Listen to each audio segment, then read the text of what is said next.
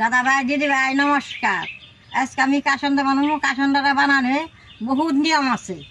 আমি কিভাবে কাসন্দাটা বানাবো আপনারা দেখছেন। কাসন্দাটা বানাবার নাকি কী কী মশলাটা নাগে দেখেন।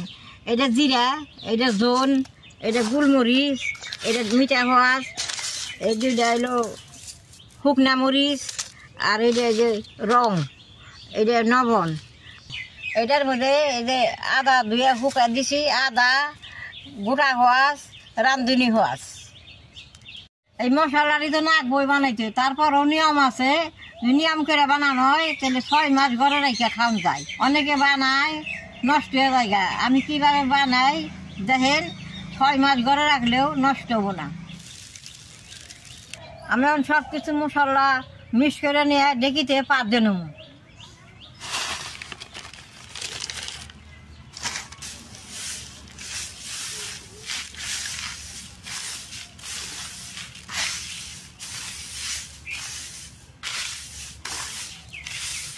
সব কিছু দেখিতে পাত দিয়ে নিয়ে আসি।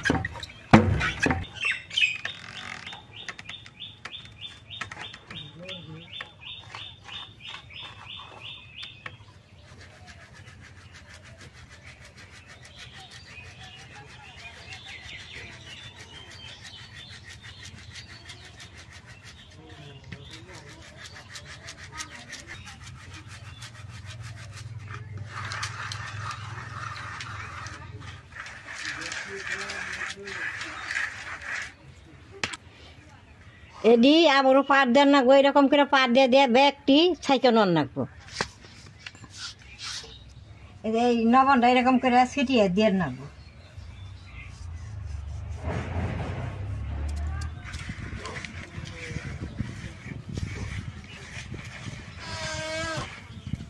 সবটি মশলা আমি যে ফাঁকি করে নিয়েছি, দেন কি সুন্দর ফাঁকি হয়েছে। আর এটি দেরি রয়েছে, দেরি দিয়ে আমি জলে ভিজিয়ে বাইকে দিব। বেশ সুন্দর করে ছাঁকনিতে থাকছে, একবার মিহি হয়ে ফাঁকি হয়েছে। দাদা দিদি ভাই কাসন্দ বানাইতে 2 জন মানুষ না, আমি একলা। আমি এখন মশলাটা ফাঁকি করে নিয়ে এলাম। এখন আমি জলটা উঠিয়ে দিব চুলার মধ্যে, 3 পা হৌসার মধ্যে। এটা দিয়ে 6 মগ জল দিয়ে দিব, জাল করে 3 মগ রাখুম আর 3 মগ শুকিয়ে নেব।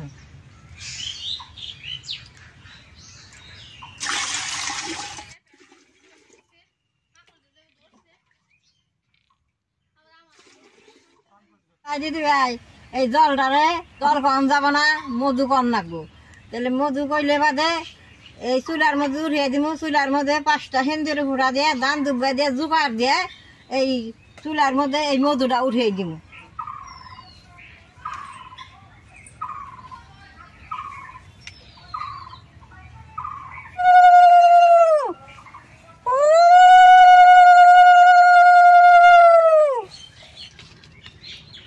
আমার আগের থেকে কাসন্দ এইরকম নিয়ম করে বানাই। একবার আমি কাসন্দ বানাইছিলাম, তাই তো অনেকে জিজ্ঞাসা করছে কাসন্দ বানাইলে মশলার পরিমাণটা কতখানি।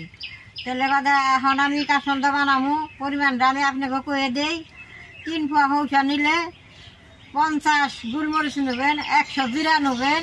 আর অন্য অন্য মশলা কম কম নিলে ওই 10 টাকা নইয়ে জোন, মিঠা হওয়াজ, রাঁধুনি হওয়াজ, গোটা হওয়াজ, আদা, এই মশলা মানে 10-15 টাকা করে কিনা নিলে হয়। ওইটা মাপ মতো। জিরাটা 100, গোলমরিচটা 50। এই 2টা জিনিস বেশি লাগে, আর এই 2টা জিনিস মাপ মতন দেন নাকি। 3 পা হৌসাতে বানাইলে বাদে এটি মশলাই অনেকখানি হয়। রেডি। এখন আমি গরম জল দিয়ে ভিজিয়ে নিব।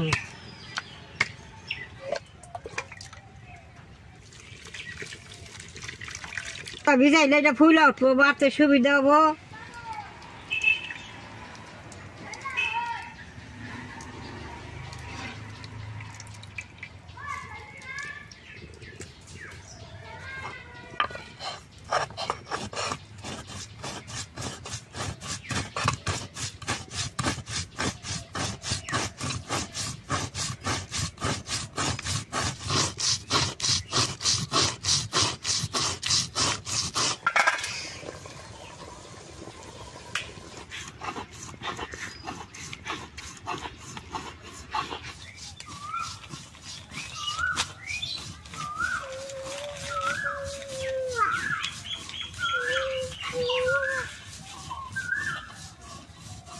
মশলাটা বাটা হয়ে গেছে, মধুটাও যা লইছে, এখন আমি নামেই নিব।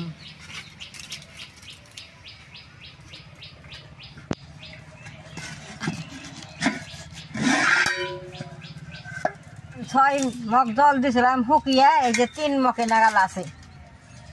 আমি নাইরা চাইরা ঠান্ডা করে নেব। ঠান্ডা করে না নইলে কাসন্দ বানাইলে তিতকুরি নাকবো।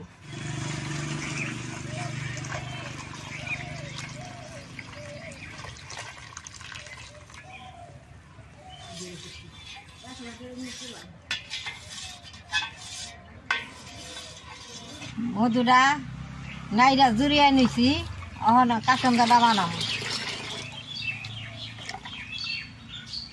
মাইটা পাইলার মধ্যে মধুটা দিয়ে নেব অল্প, পাশে ফাঁকি দিয়ে আবারও মধু দিব। কাসন্দা বানাইলে এইরকম মাইটা পাতিলে বানান নাকি। সরষের গুঁড়াটা, মশলার গুঁড়াটা এখন অল্প অল্প করে দিমু আর নাড়ন নাকি।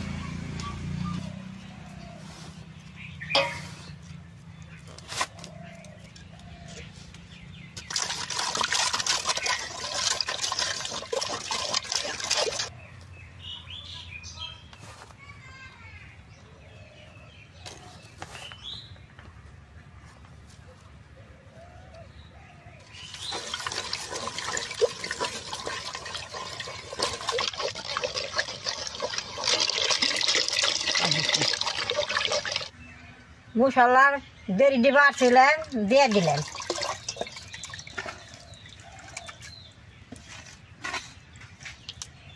কাসন্দের মধ্যে হলদিটা অন্তরি দেই নাকি, এখন হলদিটা দিয়ে দিব গুইলে।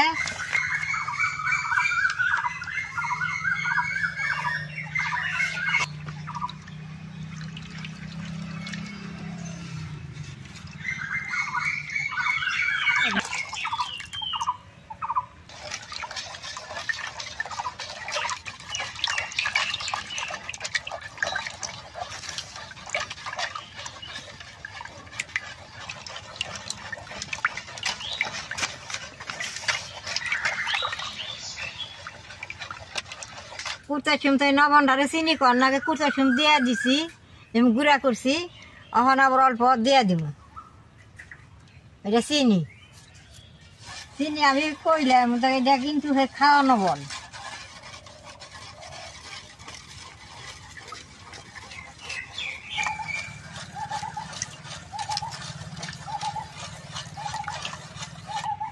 দাদা ভাই, দিদি ভাই, অনেক টাইম ঘুরছি। এখন আমি এইটা ঘরে খেয়া দিব। খেয়া দিলে রাত্রে এই মশলাটা জোয়ারাইব। জোয়ারাইলে কালকে বাইকের গুইটা দেখুম, দেখে যদি অল্প মধু দিয়ার লাগে গরম মধুটা থুয়া দিব, দিয়ে গুইটা তারপরে কালকে আজকারিটা খান যাবে না, কালকে খাইয়া দেখে নাগে নমনাটু দিয়ার লাগবো। কাসন্দটা আর এইটা নিয়ম, যদি আজকে খান তাহলে ঘরে রাখান যাবে না, নষ্ট হয়ে যাবো।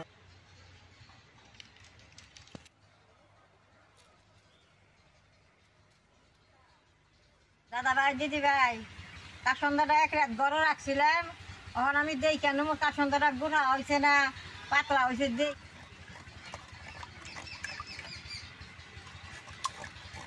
দেখেন কাসন্দাটা একবারে মাপ মতো আছে, গোটাও না পাতলাও না।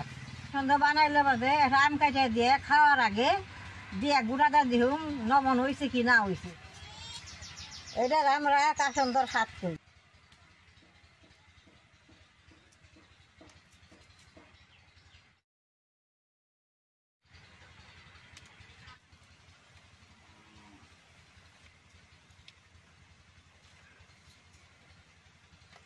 সব কিছু দেওয়া হয়ে গেছে। কাশনটা আমি চাইকা দেখুন নমন্ডল থেকে না হয়েছে আর কিরকম টুক হয়েছে। কাশনটা টুক হইলে স্বাদ লাগে।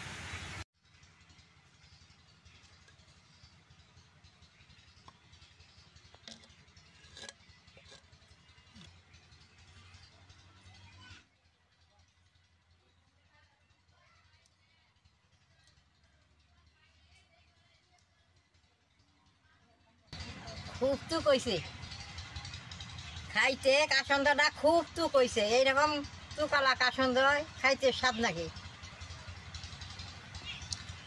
নাক মুখ দিয়ে ঝাঁজ বেরিয়ে যায়। সর্দি লাগলে বাদে এইরকম কাসন্দ যদি মুড়ি দিয়ে খায় না, নাক মুখ দিয়ে ঝাঁজ বেরোবো, সর্দিটা কইমা যাইব। আমের ফাড়াগুলো যে দিছি, আমের ফাড়াগুলো উঠিয়ে নিয়ে আমি কাসন্দাটা বইমের মধ্যে বইরা ঘরে থুয়ে দিব।